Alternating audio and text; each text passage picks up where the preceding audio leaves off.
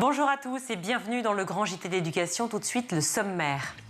L'origine sociale, le genre, l'ascendance migratoire, qu'est-ce qui pèse dès le départ sur le parcours scolaire des enfants?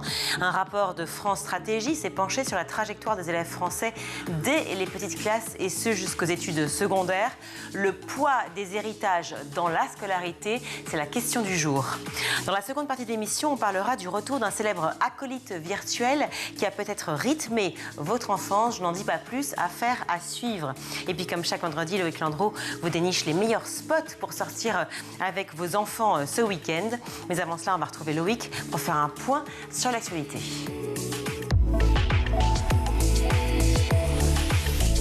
Loïc, bonjour. Bonsoir Virginie, bonsoir à tous. On commence avec une bonne nouvelle pour les enseignants et le personnel éducatif. Les primes exceptionnelles vont leur être versées au mois d'octobre. Annonce de Gabriel Attal, c'était hier soir sur TF1. 380 € pour les enseignants, 500 € pour les autres agents, notamment les AESH. Il s'agit effectivement d'une prime exceptionnelle pour lutter contre la baisse du pouvoir d'achat et qui va concerner 730 000 salariés de l'éducation nationale. Autre information révélée hier, un professeur sur 4 en moyenne aurait signé le fameux pacte enseignant qui vise à accomplir de nouvelles missions en échange d'un complément de rémunération. Le chiffre serait même d'un enseignant sur 3 au collège et en lycée professionnel. Enfin, du côté du calendrier, les élèves de 3e passeront les épreuves écrites du brevet des collèges les 1er et 2 juillet 2024, ce qui permettra donc aux collégiens de rester en classe jusqu'au dernier jour de juin. Autre changement annoncé hier par mail aux équipes éducatives partout en France, les élèves de seconde devront effectuer un stage obligatoire de 2 semaines. Du 17 juin au 28 juin 2024, très précisément, avec cette même volonté affichée du gouvernement de reconquérir le mois de juin, tout en permettant aux jeunes de découvrir les métiers et de mieux préparer leur orientation. Ce stage pourra donc se dérouler dans une entreprise, une association ou au sein du service public, mais les syndicats d'enseignants s'y opposent. Ils dénoncent les inégalités sociales et territoriales qui peuvent empêcher les élèves de trouver des opportunités, ainsi que la concurrence avec leurs camarades de terminale en lycée professionnel qui ont également un stage à la même période. On en vient à l'inquiétude des salariés du 30-20. Vous savez, ce numéro d'appel contre le harcèlement qui va bientôt disparaître au profit du 30-18. Et oui, ce fut l'une des annonces d'Elisabeth Borne mercredi lorsqu'elle a annoncé son grand plan anti-harcèlement. Alors jusqu'ici, vous l'avez dit, il y avait 2 numéros pour signaler ce type d'agression, le 30-20 et le 30-18. Le 30-18, lui, c'était plutôt sur le cyberharcèlement. Seulement voilà, c'est lui donc, le 30-18 qui a été choisi pour devenir le numéro unique qui va traiter toutes les affaires et le 30-20 va disparaître. Sauf que l'association qui gère cette plateforme n'était pas au courant et elle ne sait pas ce que vont devenir ses salariés. Le 30-20 existe depuis 11 ans et les salariés donc sont déjà trop peu nombreux. François Herbulot, qui est l'un des écoutants, a d'ailleurs témoigné sur France Info aujourd'hui. Selon lui, sur les 90 000 appels reçus chaque année, 20 000 seulement sont traités. Il y a plus de 3/4 des appels que l'on ne peut pas prendre car on n'est pas suffisamment nombreux sur la ligne. Il y a déjà un manque de bras très clairement. Ce sont des appels très difficiles. On ne peut pas les expédier en 5 minutes. Il faut prendre le temps d'accueillir la souffrance des personnes. On a besoin de temps. Voilà, et en attendant la généralisation du 30-18, sachez que le 30-20 est toujours actif. Donc n'hésitez pas évidemment à l'utiliser si vous voulez signaler un cas de harcèlement. Dans l'actualité également aujourd'hui, les cours d'éducation à la sexualité à l'école qui ne sont pas organisés partout, loin de là. La loi est pourtant claire. 3 séances annuelles par groupe d'âge homogène doivent être proposées dans les écoles, collèges et lycées. Mais aujourd'hui, seuls 20% des élèves ont pu y avoir accès. Écoutez la sénatrice Laurence Rossignol ce matin sur Sud Radio. Elle est également ancienne secrétaire d'État à la famille. Il y a plusieurs raisons. D'abord, forme d'incurie de l'éducation nationale quand même, et puis aussi des obstacles de mise en œuvre. Il faut des moyens, parce qu'il faut aider les associations qui viennent faire ce travail-là, ou alors il faut désigner des enseignants chargés de ça. Il y a un certain nombre d'établissements dans lesquels il y a des associations de parents d'élèves qui font obstacle à la mise en place de ces cours. Juste un mot, Jean-Jacques Bourdin, ce n'est pas des cours de sexualité, c'est éducation à la vie affective et sexuelle, ce qui n'est pas exactement la même chose. C'est pas c'est pas des cours de technique de sexualité. Voilà, c'est comment, qu'est-ce que ça veut dire en termes de relations humaines. C'est très important, c'est relations humaines. Effectivement, hein, c'est des cours d'éducation à la sexualité et à l'amour aussi. Voilà, c'est très différent. On termine avec les conséquences d'une nouvelle tendance sur TikTok qui gangrène les collèges et les lycées.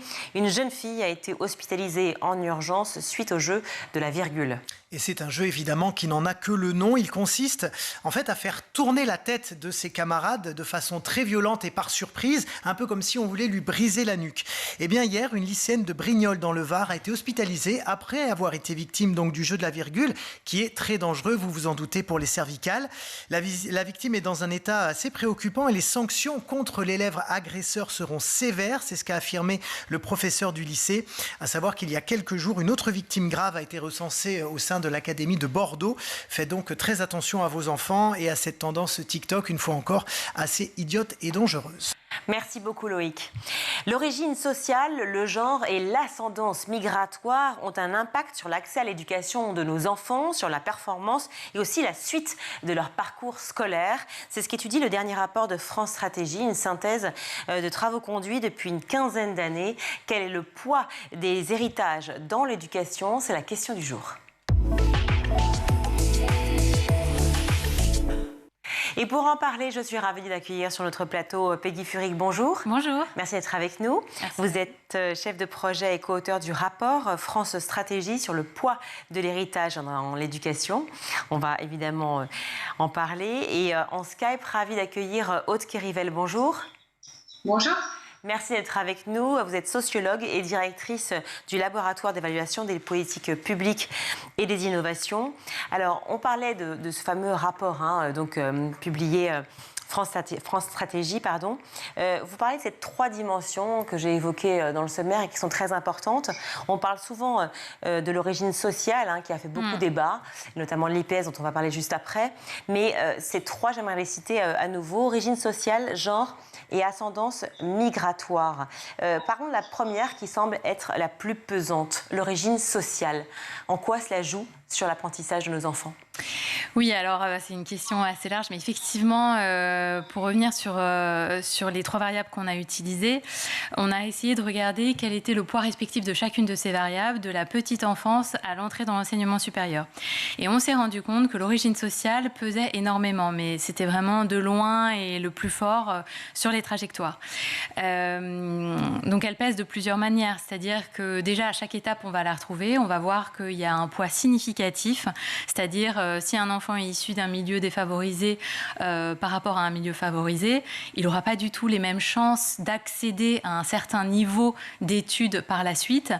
Et puis... Pardon, pour bien qu'on comprenne, moins de chances parce que déjà, premièrement, il est moins sensibilisé, si je puis dire déjà, à tous les métiers possibles dont il pourrait avoir le choix aussi. Alors, ça peut entrer en ligne de compte, mais pas que. Enfin, c'est bien. Voilà, j'aimerais bien justement qu'on détaille. Donc voilà, on peut repartir, si vous voulez, de la petite enfance et on suit le parcours. Ou... Alors oui, évidemment, on va parler de la petite enfance et de chaque moment, évidemment, précis de la vie de l'enfant. Mais sur cette origine sociale précisément, vous voyez un marqueur très fort de reproduction des schémas, si je puis dire. Oui, mais voilà, c'est quelque chose qui se construit dans le temps. Donc en fait, ça dépend à chaque étape et il y a des processus qui sont bien spécifiques suivant le niveau. Donc ce qui va se passer dans la petite enfance ne sera pas la même chose que ce qui va se passer plus tard à l'école primaire, puis dans le secondaire, etc. Donc voilà, c'est un petit peu difficile de dire exactement en une phrase qu'est-ce qui joue, parce qu'en fait, il y a des mécanismes différents.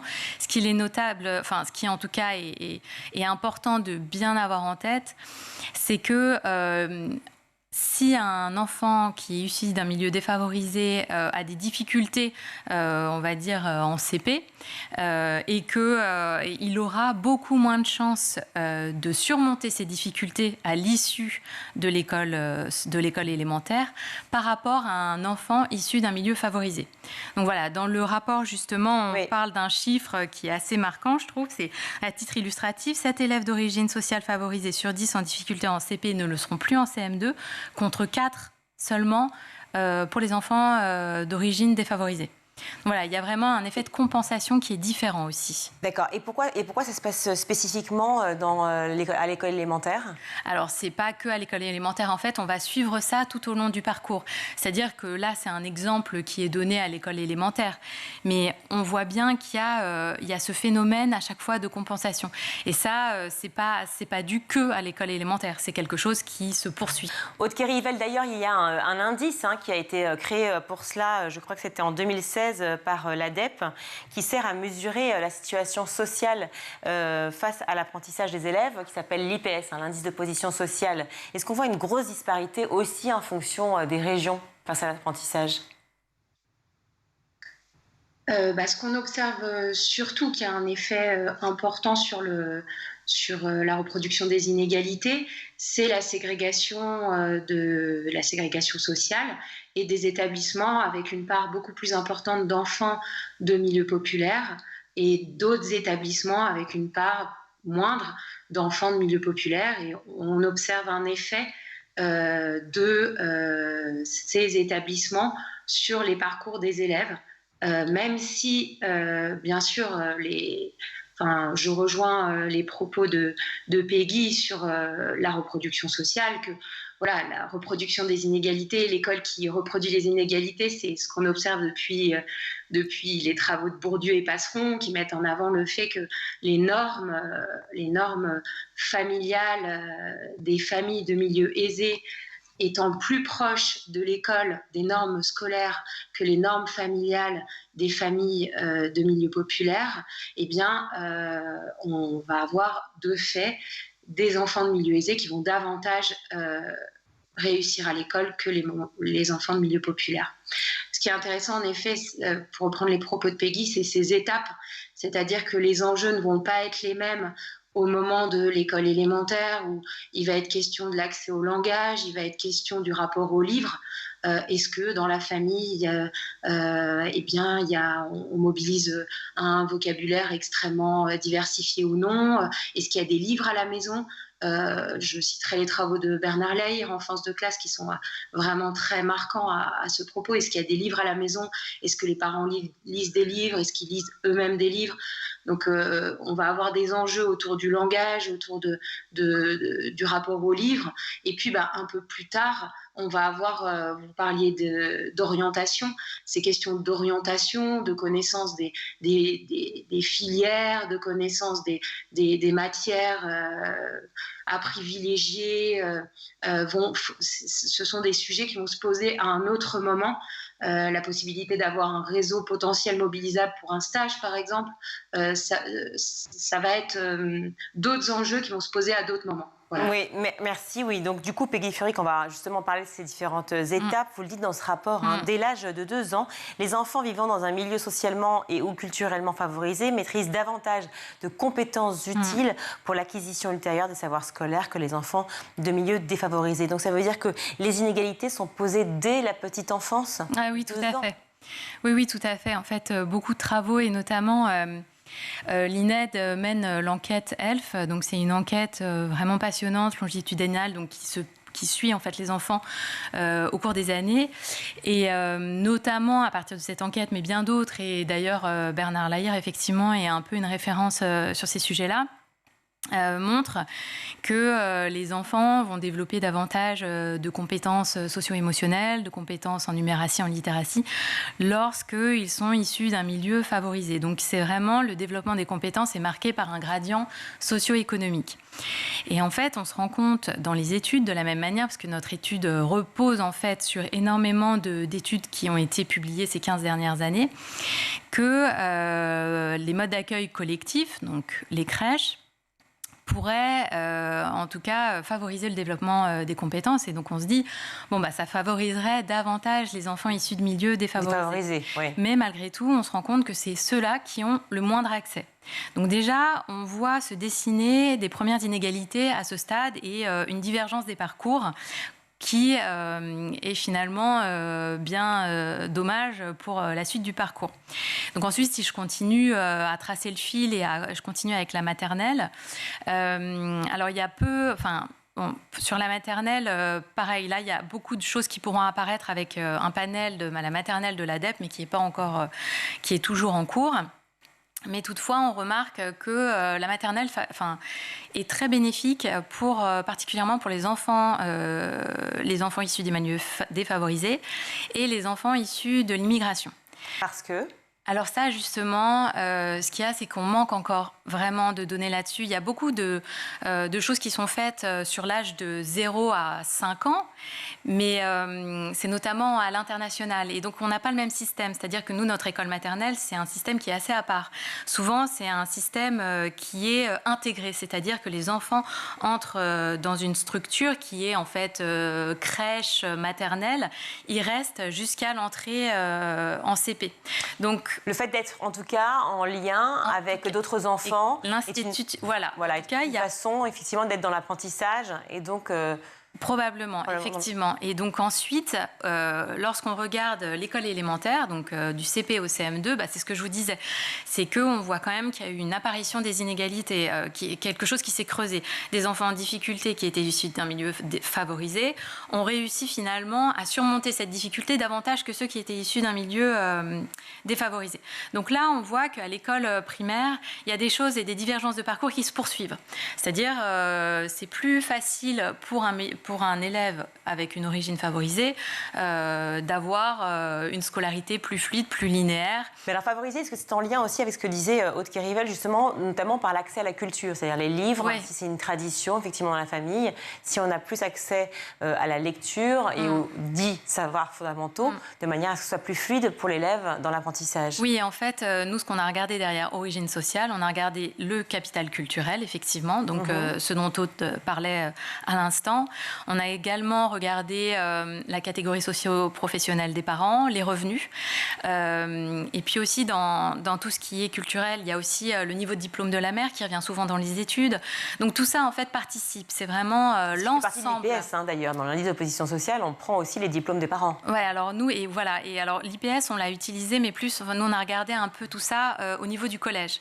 Et d'ailleurs, si on part au collège et qu'on continue un peu le parcours, on se rend compte qu'on dit souvent que notre collège est unique, mais en fait, il ne l'est pas tant par rapport à l'image qu'on s'en fait. C'est-à-dire, on a tracé des trajectoires à partir du panel de l'ADEPE de 2007, donc un panel qui suit des élèves de la 6e à l'entrée sur le marché du travail. Et donc, ce qui est ressorti de ces trajectoires, c'est que très vite, suivant l'origine sociale, on va avoir des divergences de parcours au collège. Alors, on dit que c'est unique. Par exemple, il y a des voies de ce qu'on appelle préorientation, ou en tout cas de spécialisation. Donc, typiquement, ça va être les SECPA, ça va être des classes spécialisées, des orientations en CAP, etc. Et là, sont surreprésentés les enfants d'origine défavorisée. Alors qu'on cherche davantage de mixité sociale dans l'éducation, on ne la retrouve absolument pas, effectivement, dans les voies professionnelles ou technologiques. Oui, voilà, exactement. Et donc après, à l'autre bout du spectre, on se rend compte que les classes à option, on les connaît tous, ou les classes, par exemple, latin, les classes de langue, les classes à horaires aménagés, vont, à l'inverse, être vraiment composées en majorité par des enfants favorisés, d'origine favorisée. Donc voilà, il y a déjà, en fait, une forme de dissociation. Et puis s'ajoute à ça, et Aude en parlait précédemment, mais on assiste en fait à des phénomènes de ségrégation. Des ségrégations, alors déjà inter-établissement, donc c'est-à-dire au sein d'un même établissement, on va avoir des classes qui vont être dites, plutôt plus valorisées, on va dire. Et puis, typiquement, les langues, par des choix de langue. Et puis aussi, il va y avoir des ségrégations au-delà d'intra-établissement, inter-établissement. Donc là, c'est en partie dû à de la ségrégation résidentielle, mais pas que. Il y a aussi des phénomènes d'évitement. Évitement de la carte scolaire ou enfants qui vont dans l'enseignement privé. Et à l'issue du collège, on arrive sur cette phase d'orientation. Et cette phase d'orientation, elle est très marquée. C'est-à-dire que déjà, le parcours précédent va orienter le parcours à venir. Mais pas que. Donc les notes, en gros, si on a des bonnes notes, on va plus s'orienter. Et comme on le disait juste avant, quand on est issu d'un milieu favorisé, en général, en moyenne, on raisonne sur des moyennes, bien sûr, on a plus de chances d'accéder donc à, par exemple, une seconde générale. qui est de la même manière plus valorisée. Mais pour autant, on valorise aussi les compétences psychosociales davantage aujourd'hui, mais finalement, elles sont assez peu reconnues, si je comprends bien, aussi dans les milieux défavorisés. Alors ça, probablement, je ne sais pas. Est-ce que vous avez une idée sur cette question, Aude Kérivel ? Est-ce que les compétences psychosociales dont on parle beaucoup aujourd'hui sont un peu plus prises en compte, ou toujours pas, au sein des familles défavorisées ? Mais les compétences psychosociales telles qu'on les entend, souvent, ce sont des compétences qui sont valorisées dans le champ scolaire et donc valorisées dans certaines familles plus que dans d'autres. La capacité à prendre la parole en public, à débattre, à critiquer, à donner son point de vue, ça va être plutôt ce type ou à exprimer ses émotions. D'ailleurs, là, on a une très forte inégalité filles-garçons, sur la capacité à exprimer ses émotions et à parler de ses émotions.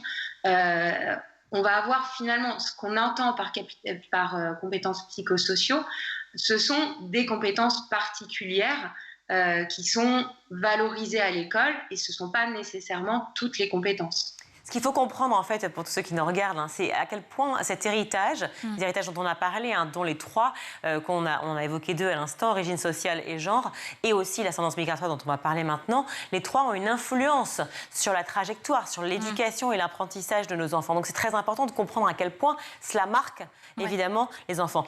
Le gouvernement et les différents ministres de l'éducation qui se sont succédés, et évidemment Gabriel Attal aujourd'hui, disent qu'ils veulent justement plus de mixité sociale, enrayer ce problème. Est-ce que réellement, au vu de l'étude que vous avez faite, on voit un changement s'opérer déjà? Je ne parle que, pour l'instant, de l'origine sociale et évidemment de l'influence aussi sur le genre qu'on vient à peine d'évoquer. Alors, il faut savoir que nous, dans notre étude, on n'est pas allé sur les pistes de politique publique, on a juste établi un diagnostic. Mais qui a évolué au fur et à mesure du temps, puisqu'on sur 15 ans quand même de travaux. Voilà, après, c'est 15 ans, mais on condense, donc on n'a pas regardé en évolution comment évoluait la mixité. On a vraiment regardé soit par photographie, soit par rapport à un panel, donc en fait les mêmes élèves. Après, c'est sûr que ce qui ressort, c'est qu'il y a vraiment un sujet là-dessus. Et donc, il faut prendre en main ce sujet sur la mixité parce qu'effectivement, derrière, on voit bien, et l'étude le montre de manière flagrante, l'origine sociale quand même est cause de très grandes inégalités à l'issue du système scolaire. Et donc, il y a vraiment quelque chose effectivement à faire là-dessus. Ben oui, alors comme le temps presse, pardon, j'avance un petit peu, mais on vient d'évoquer l'histoire du genre. C'est très important parce qu'on a souvent pensé qu'effectivement les garçons étaient plus faits pour les matières qui avant étaient les matières plutôt élitistes, qu'on appelait les maths ou les matières scientifiques. Après finalement il y a eu un retour sur les filles. Qu'en est-il réellement? Est-ce que justement il y a ce poids de l'héritage sur le genre?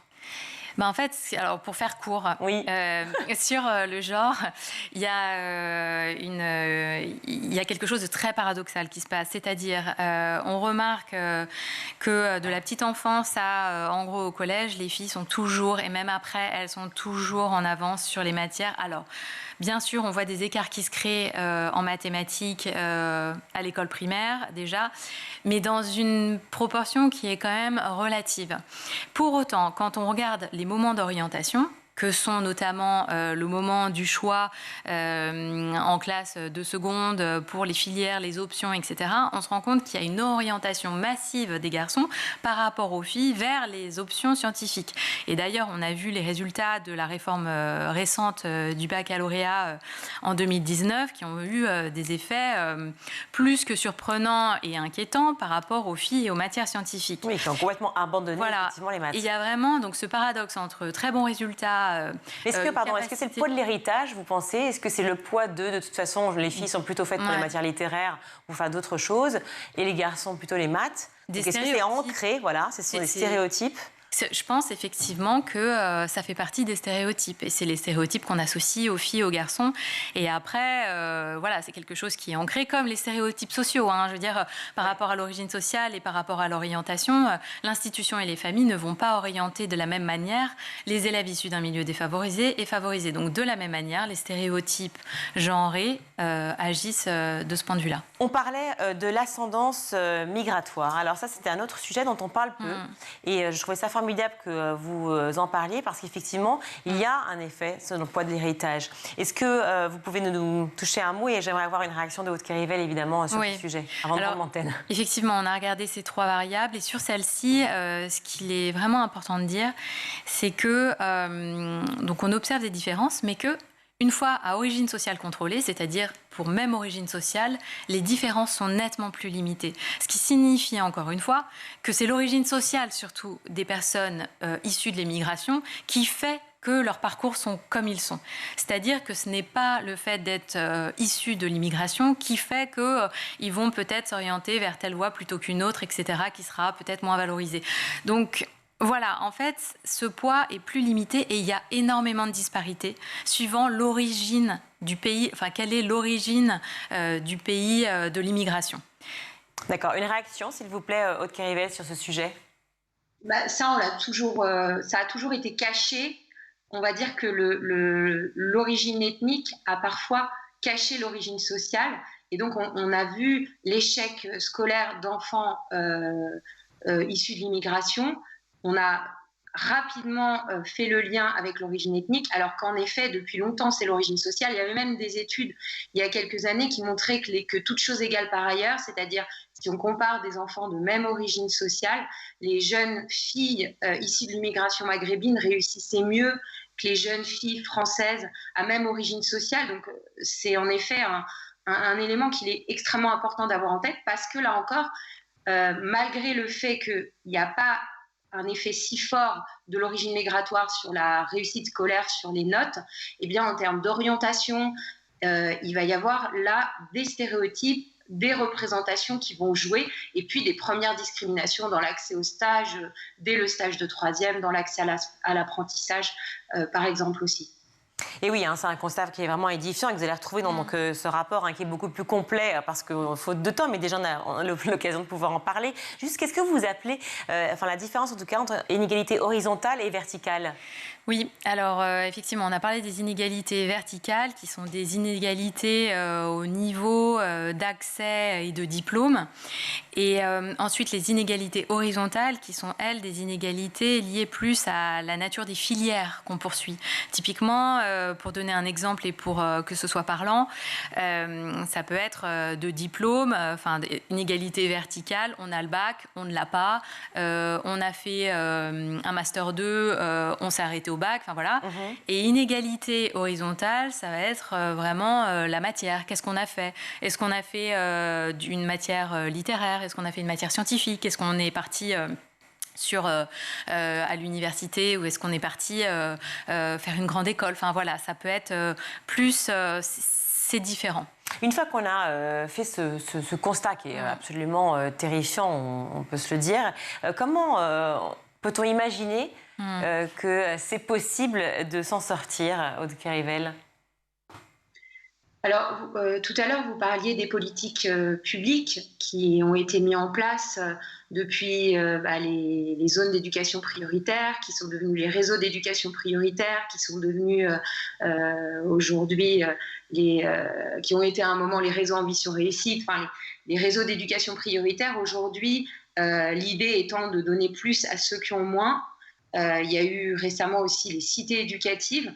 Donc, on voit malheureusement en termes d'évaluation, d'effets escomptés, que ça n'a pas forcément les effets escomptés.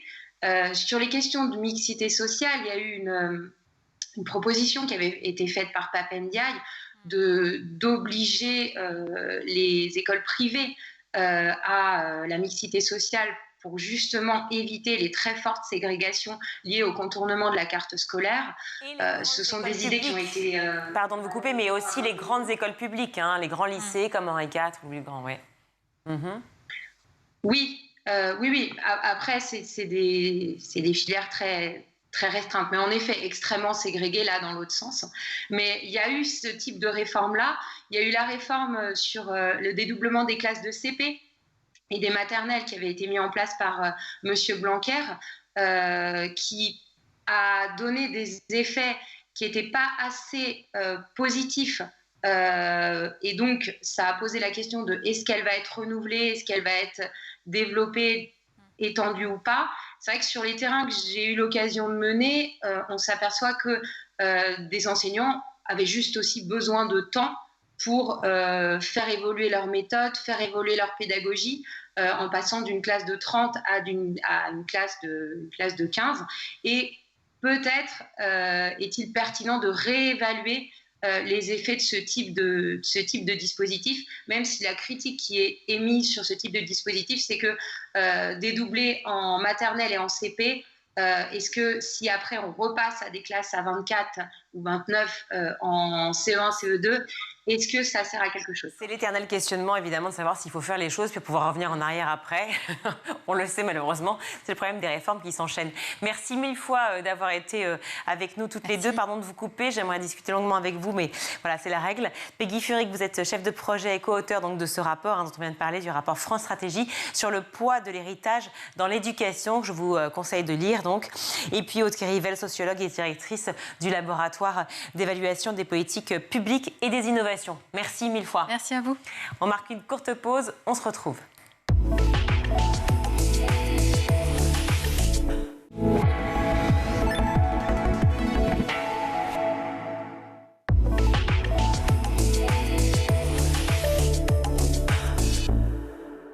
De retour dans le grand JT d'éducation à travers ce bon point, beaucoup d'entre vous vont retourner en enfance. Si je vous parle d'un petit animal de compagnie virtuel japonais, est-ce que ça vous dit quelque chose? Et oui, évidemment, il s'agit du Tamagotchi. Voilà, j'en ai un dans les mains. Je vous avoue que c'est la première fois pour moi, même si je connais l'existence évidemment. Lancé en 96, la marque revient sur le devant de la scène avec le nouveau Tamagotchi Uni. J'accueille Chirine Sadouk, bonjour. Bonjour, enchantée. Merci d'être avec nous. Vous êtes chef de produit chez Tamagotchi. Alors, est-ce que vous pouvez rappeler rapidement l'histoire de ce petit Tamagotchi, ce petit animal virtuel? C'est un petit animal de compagnie qui a vu le jour en 1996 au Japon. Et ça a été exporté plus tard en France et dans le reste du monde en 1997. Donc en fait, le principe c'était simple, c'est d'avoir un petit animal de compagnie. Donc on le nourrit, on s'occupe de lui, on joue avec. Et ça dans un petit appareil. Alors bon, certes, vous en aviez un pendant l'enfance, oui. forcément. Mais vous, c'est obligatoire. On ne fera aucun commentaire. Mais c'était c'est il y a un petit moment, donc ça a forcément évolué en termes de technologie. Oui, tout à fait. Depuis le début, en fait, on a toujours des nouvelles fonctionnalités qui s'ajoutent en fait sur le Tamagotchi. Donc quand même, ça fait 25 ans.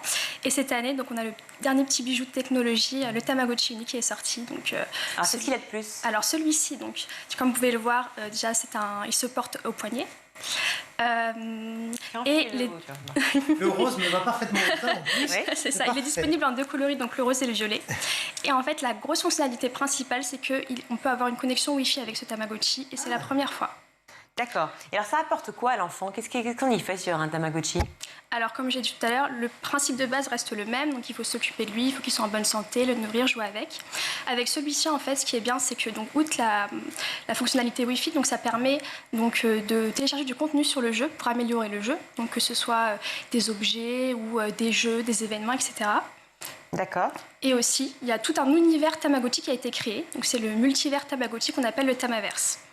Donc, Tamaverse, comme le multiverse de Marvel. Exactement. Et donc pour tous les parents qui ont des enfants qui leur demandent absolument un téléphone portable ou des écrans, c'est peut-être une bonne alternative finalement? C'est une bonne alternative parce que l'enfant pourra jouer et c'est de manière très sécurisée.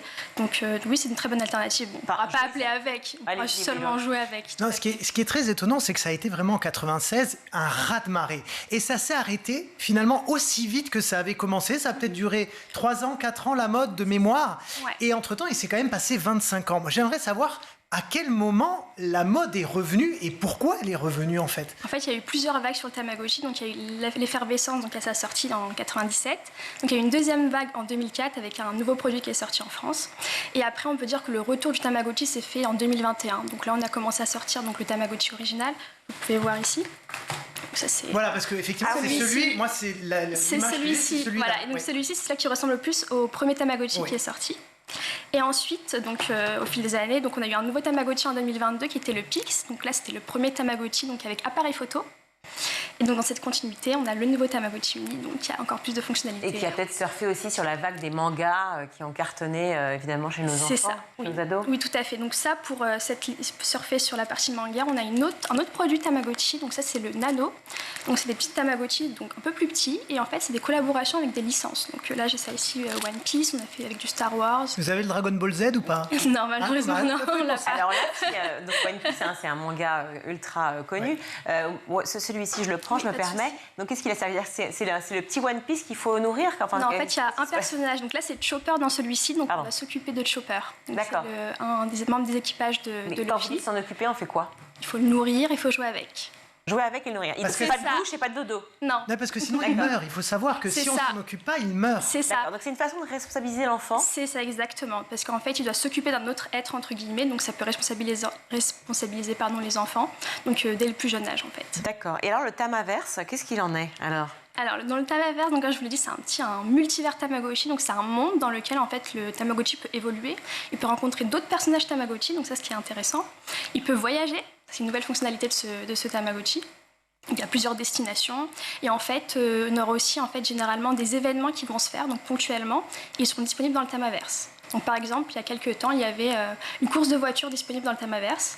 On pouvait y aller et jouer avec des voitures. Un peu comme Pokémon Go, en fait. Vous surfez aussi un petit peu sur ce type de fonctionnalité ou de... Ça. En fait, on essaie de s'adapter aux nouvelles générations d'enfants et à la demande de nouvelles générations d'enfants. Ouais.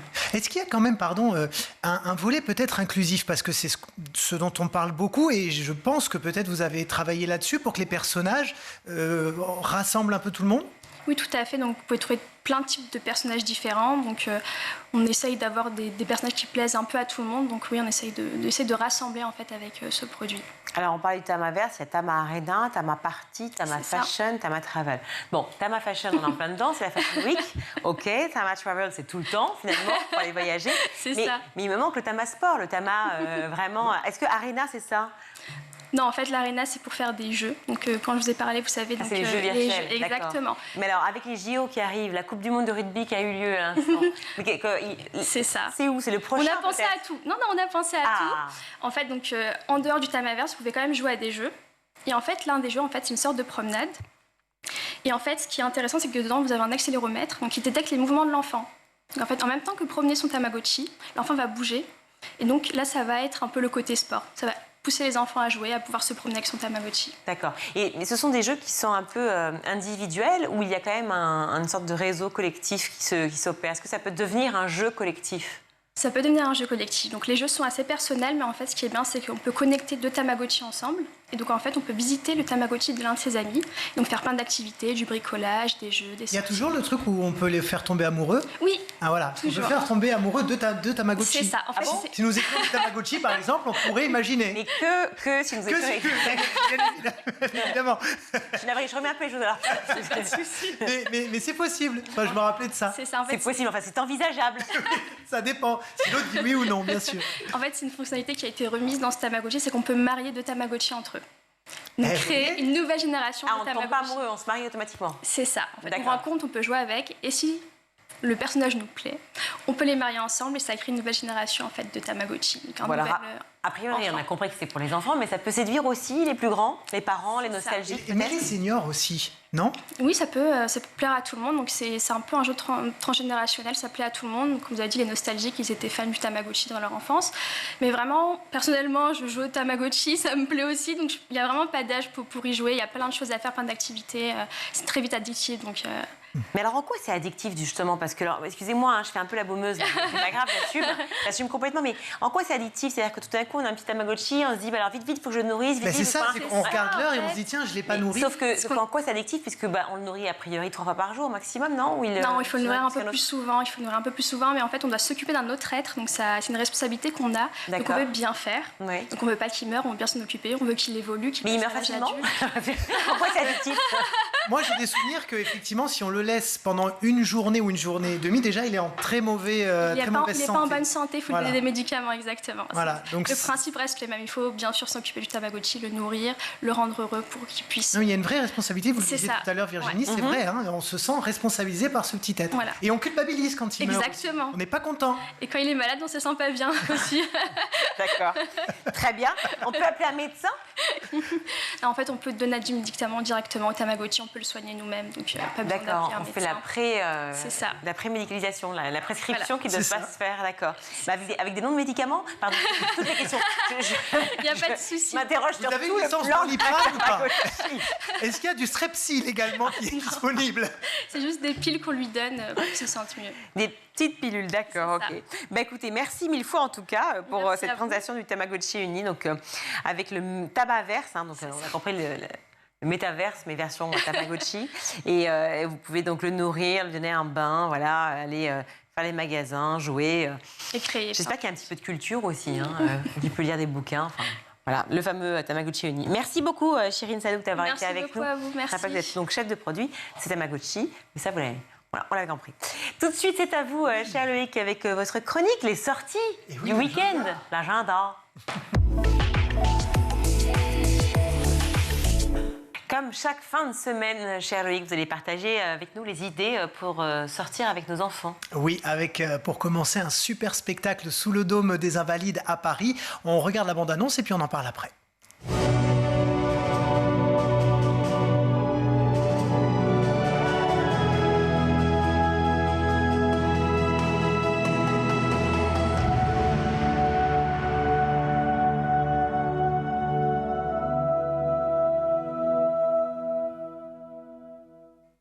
Voilà, c'est une expérience immersive à 360 degrés avec, vous l'avez vu, des jeux de lumière, du mapping vidéo, des projections monumentales, de la musique orchestrale également, pour découvrir donc toute l'histoire de la création du Dôme des Invalides. Pendant 50 minutes, en fait, les visiteurs sont invités à déambuler dans les 6 chapelles qui entourent la crypte et le tombeau de Napoléon Ier. 3 temps sont proposés dans la narration du spectacle. D'abord, la construction du dôme par l'architecte de Louis XIV et donc son inauguration en 1706. La façon dont le dôme s'est inscrit dans l'histoire de France au fil du temps, notamment avec les guerres napoléoniennes. Et puis enfin, ce qu'il représente aujourd'hui, c'est ce que l'événement appelle son pouvoir d'élévation universelle. Voilà, c'est un spectacle pour lequel il faut réserver, mais il va rester là pendant 10 ans. Donc vous avez le temps d'y aller. Néanmoins, allez-y, puis vous nous direz un petit peu ce que vous en avez pensé. Les réservations et les informations, c'est sur aura-invalide.com. Et direction donc Alençon maintenant pour découvrir les métiers d'art. Et oui, parce que vos enfants se posent peut-être la question de leur orientation ou tout simplement, si vous voulez, les sensibiliser à l'artisanat. Tout le week-end, il y a la 17e édition du Salon Métiers d'art, Métiers Passion à la Halle au Blé. Il y aura une quarantaine d'artisans qui seront présents, des horlogers, des tapissiers, des joailliers, des ébénistes, des potiers, etc. Et d'ailleurs, tout au long de cette journée de vendredi, il y a eu des collèges et des lycées qui sont venus rencontrer ces professionnels.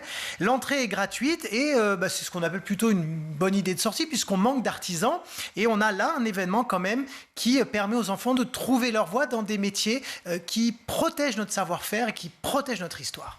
Alors toujours pour les enfants, mais aussi pour les parents et les grands-parents, une autre initiative pour faire découvrir Molière. Et oui, notre Jean-Baptiste Poquelin national qui est évidemment au programme de français au collège et au lycée. Et on sait que certains de nos ados ont un peu de mal à rentrer dans l'univers de cet auteur du XVIIe siècle. Hein, ça commence à faire maintenant. Alors du coup, la Comédie Française et les cinémas pâtés ont lancé le festival Molière. En fait, ce sont ses plus grandes pièces de théâtre filmées au cinéma. C'est jusqu'au 17 octobre. Regardez.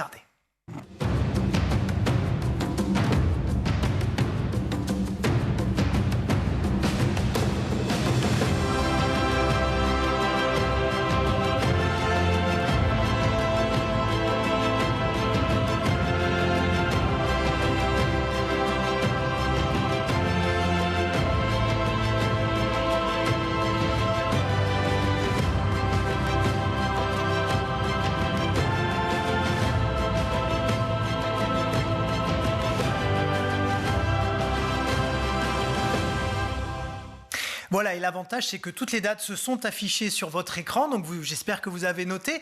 En tout cas, c'est vrai qu'on invite tous les collégiens, les lycéens à lire Molière, mais ça peut être une bonne porte d'entrée finalement, voire même une façon de se réapproprier ce texte-là, de le voir d'une autre manière, notamment avec des superbes acteurs que sont Guillaume Gallienne et Benjamin Laverne, entre autres. Non, puis des textes absolument et d'une formidables. modernité folle.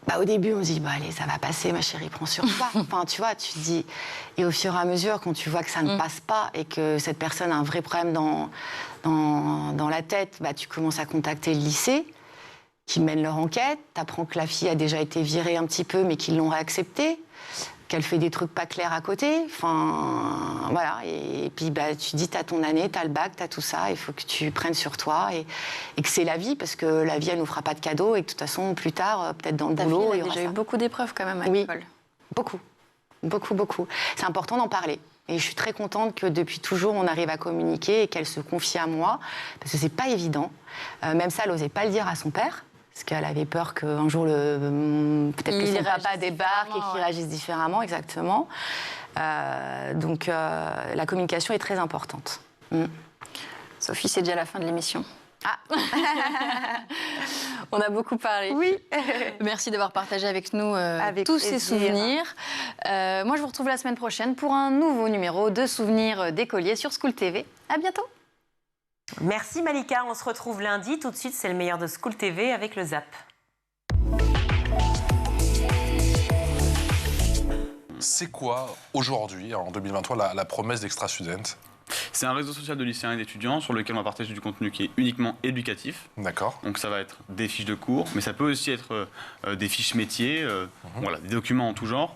On va aussi avoir une partie discussion sur tous les sujets. On va parler de français, de mathématiques, mais aussi d'études supérieures ou de baccalauréat.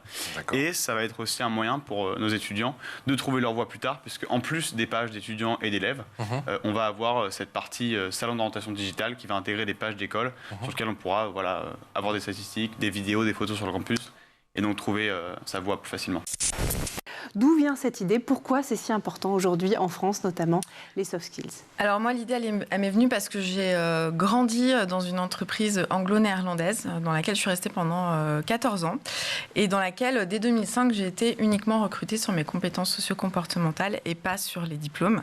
Et toute ma carrière a été faite et s'est développée au travers de ces compétences qui étaient, par exemple, ma capacité à persévérer, à aller au bout des choses, ma volonté d'aboutir, de collaborer avec des personnes différentes de moi et ma capacité d'analyse. Et l'entreprise partait du principe que quand on avait les bons soft skills, on pouvait faire tous les métiers. Et l'idée m'est venue en 2017 quand j'ai commencé à travailler sur l'impact de l'intelligence artificielle, notamment sur le type de profil de métier et de compétences dont on aurait besoin à 2025-2030. Et on est en plein dedans avec notamment ChatGPT, l'IA, etc. Et j'ai appris que 65% des écoliers d'aujourd'hui feront des métiers qui n'existent pas encore et que toutes les ONG, OCDE, World Economic Forum recommandent de développer les compétences socio-comportementales des enfants dès le plus jeune âge parce que c'est les seules compétences qui ne seront pas obsolètes. Quand on avait un diplôme dans les années 80, les compétences acquises avaient une durée de vie de 30 ans. Aujourd'hui, en moyenne, c'est 2 ans, nous dit le World Economic Forum. De quoi on parle exactement quand on parle de soft skills, justement? Alors nous, on suit les recommandations de l'OMS, qui sont les recommandations que suivent Santé publique France en France et l'Éducation nationale. Et donc, il y a un triptyque avec les compétences cognitives dans lesquelles, par exemple, nous, chez Soft Kids, on va développer l'esprit critique, la confiance en soi, l'état d'esprit de développement. Ensuite, la deuxième composante, c'est les compétences émotionnelles, donc la résilience, la gestion du stress. Et ensuite, les troisièmes compétences, c'est les compétences relationnelles, savoir collaborer, mais aussi, par exemple, je pense, un sujet d'actualité, savoir résoudre les conflits avec les autres. Il existe autant de visions admiratives que de discours haineux à son encontre, ce qu'incarne si bien la multitude des surnoms qu'on lui a attribués. La Vierge Rouge, la Bonne Louise, la presque Jeanne d'Arc. Louise Michel a incarné le combat courageux des femmes pour plus d'équité, le dévouement révolutionnaire dans ce qu'il a de plus noble, l'oubli de soi pour aider les autres. Citation extraite de Louise Michel, Je suis tout en orage, le livre de Carole Trébor, c'est chez Albin Michel dans la collection Lit. Encore un tout petit mot donc, sur l'éducation. Elle pratique aussi dans ses écoles une pédagogie qui est une pédagogie extrêmement moderne, en fait, dont on reparlera aller 30-40 ans plus tard, quand on parlera de l'éducation nouvelle, de Freinet, de Montessori et de toutes ces personnes. Oui, elle est assez étonnante, elle est vraiment d'un modernisme incroyable. En fait, elle applique ce qu'elle a vécu enfant en se disant qu'elle a appris parce qu'elle s'occupait des animaux, parce qu'elle connaissait la nature, et elle se dit, il faut apprendre à tous ces petites paysannes, filles de paysans, la même chose, et surtout, par exemple, le respect des animaux, pour elle, est extrêmement important. Ça revient dans tout le bouquin, c'est vrai que c'est une thématique que je n'ai pas soulignée. Oui, et ça fait partie de son enseignement, c'est-à-dire elle veut un enseignement global où pour apprendre, on mêle la musique, la poésie, l'observation de la nature. Voilà, elle adopte une couleuvre dans la classe pour que les enfants n'aient plus le réflexe forcément de tuer les serpents. Voilà, ils s'occupent d'animaux, ils ont un petit lapin, ils ont un chat. Donc voilà, et puis elle veut donner un sens aux choses. En fait, elle veut passer par le concret et par le sens. Comment on fait pour développer ces soft skills à la maison pour les téléspectateurs qui nous regardent? Quels conseils vous pourriez donner aux parents, à ces jeunes qui nous écoutent et qui rentrent sur le marché du travail aujourd'hui? Alors, il y a plein de choses. Ce qui est génial avec les soft skills, c'est qu'on peut les développer au quotidien et tout au long de sa vie. Donc, par exemple, sur la confiance en soi, j'en discutais encore ce matin avec un papa. La confiance en soi, c'est absolument détecter ce que vos enfants, ils aiment faire et être. Enfin, vraiment, je pense que la première compétence d'un parent, c'est d'observer. On observe son enfant, on voit ce qu'il aime pas. Et quand il aime un truc, on fonce dedans. Moi, j'ai un de mes fils, ça fait 6 mois, qui fait des coloriages tous les jours. Et il a l'impression d'être le master du coloriage. Voilà. Mais voilà, ça lui donne une grande confiance en lui. Et après, en fait, il faut être dans la technique des petits pas. Nous, par exemple, sur le programme Persévérance, on va leur dire, voilà, tu vas commencer par faire un puzzle de 100 pièces et puis après tu feras un puzzle de 250 pièces et puis quand tu vas faire ton puzzle de 500 ou 1000 pièces, tu te dis pas c'est trop dur, je vais mettre un mois. Tu commences par te dire je vais faire d'abord le tour et puis je vais faire que cette partie-là. Enfin voilà. Et donc ce qu'on essaye de faire nous, c'est vraiment d'identifier le niveau de compétence d'un enfant, par exemple sur le programme Accueil des émotions, entre un enfant qui nous dit qu'il connaît que 3 émotions, la joie, la colère, la tristesse, et celui qui nous dit qu'il en connaît 15, et ben voilà, on voit qu'il y a une marge de progression. Et là, on va leur apprendre les émotions, comment les dire. Et pareil sur, par exemple, l'esprit critique, où quand on est à l'école, on a tendance à penser la même chose que ses copains et ses copines. Et nous, en fait, on leur explique qu'il faut penser par soi-même. Il faut savoir ce qu'on pense, savoir dire ce qu'on pense, savoir bien dire ce qu'on pense de manière bienveillante. Et dernière chose, c'est d'accord de ne pas être d'accord. Mathilde, quel est le potentiel d'Extra-Student, à ton avis, à l'heure des réseaux sociaux, à l'heure du digital? Potentiel énorme. Il n'y a pas actuellement de réseaux sociaux qui sont vraiment dédiés à l'éducation, dédiés aux jeunes et dédiés à l'aide pour les jeunes. Donc il faut qu'il y ait un leader dans cette... Vous êtes bien parti, c'est bien. Exactement. Et donc, vraiment un potentiel énorme parce que les jeunes ont besoin de réponses. Quand Jules a créé la plateforme Extra-Student, c'était pendant le confinement pour le décrochage scolaire. Le décrochage scolaire existe encore, certes, mais il y a encore plein de problématiques où il n'y a aucun réseau social qui aide les jeunes sur ça. Par exemple, l'orientation, les cours, les fiches, l'entraide. Et donc, je pense que vraiment, c'est une plateforme qui peut vraiment prendre une grosse place dans le téléphone des jeunes. Tu as sorti un ouvrage il me semble, sur le digital, il me semble qu'il est disponible. Ouais, moi j'ai sorti un livre sur les fiches et l'organisation, exactement. Ouais. Une fiche, du coup, il y a tout un savoir-faire pour savoir créer une fiche, pour faire une bonne fiche. Oui, moi j'étais nul. À l'époque, je les prenais toujours à mes collègues parce que j'avais pas le petit stabilo, j'avais pas le petit truc. Non, bien sûr, il y a vraiment un vrai savoir-faire. Il y a des fiches qui peuvent ne servir à rien. On peut faire une fiche pendant 1h30 et qu'elle ne serve à rien. Et donc, il y a un vrai savoir-faire, une vraie recherche de l'information, etc. Et c'est aussi pour ça que c'est cool d'avoir sur Extra-Student des fiches de beaucoup d'élèves différents pour voir ce qui fonctionne pas pour nous et les types de fiches qui sont bien ou non. Bon, je dis Shifumi, mais quand j'étais petit, on disait 1, 2, 3 ciseaux, ou 1, 2, 3 pierre, ou 1, 2, 3... Ça vient, pourquoi Shifumi, ça vient d'où tout ça? Alors, l'ancêtre de notre Shifumi, ça vient du Japon, ça a apparu au XVIIIe siècle. Alors, c'était pas pierre, feuille, ciseaux, c'était limace, serpent, grenouille. Le pouce représentait la grenouille, la limace représentée par l'auriculaire, et ensuite... L'index, alors?